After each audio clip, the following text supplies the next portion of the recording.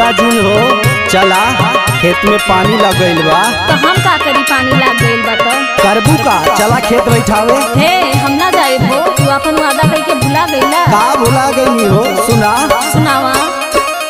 लागल बा खेतवा मा पनिया, चला हो रानी करे रोपनिया, करे रोपनिया हो करे रोपनिया, करे रोपनिया हो करे रोपनिया, बरसतारी मझी में पनिया, चला हो रानी करे रोपनिया। ना राजा ना राजा ना राजा करब ना रोपनिया, पिया हो पहले लादा झूलनिया, लादा झूलनिया राजा लादा झूलनिया, लादा झूलनिया राजा लादा झूलनिया, तबे करब हम रोपनिया, पिया हो पहले लादा झूलनिया। लागल बा खेतवा मा पनिया, चला हो रानी करे रोपनिया, चला चला चला हो रानी करे रोपनिया। ई बतावा जब घर में सस संवर के रहबू तहाई रोपनिया के गरी, हम नहीं जाना तब के जानी हो। सुना घरवा में रहबू तू कई के सिंगार हो, कैसे के होई रानी रोपनी हमार हो। रोपनी न रही राजा तुहरा अधूरा, एगो फरमाइश खाली कई दाना पूरा। हाँ खाली फरमाइश करा बस। हाँ जैसे कि रोज लिया के देवेला। घरवा में रहबू तू कई के सिंगार हो, कैसे के होई रानी रोपनी हमार हो।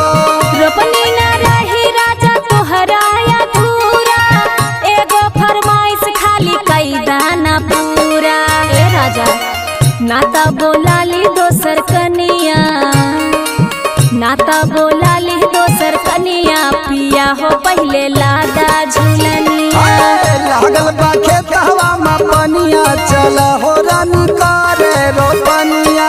अब चला चला हो रानी करे रोपनिया। हे चला हो खेती करे के बा, बतिया मान ला। हम ना माना हो, तू वादा करके हरदम भूल जाला। अच्छा ठीक बा, अब की लिया देम पक्का। बात मन गोरी जानी करा तू रेस्ट हो। चैत में वादा करके गईला भुलाई, चली जाइब नहीं हरता लौट के न आइब। आवा चला 2-4 दिन के काम बा। सुना हाँ सुनावा। बात मन गोरी जानी करा तू रेस्ट हो। चैत में वादा करके गईला भुलाई, चली जाइब नहीं हरता लौट के न आइब।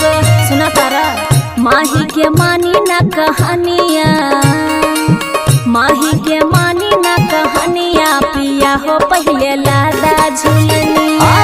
लागल बा खेतवा मा पनिया, चल हो रानी करे रोपनिया। चल हो।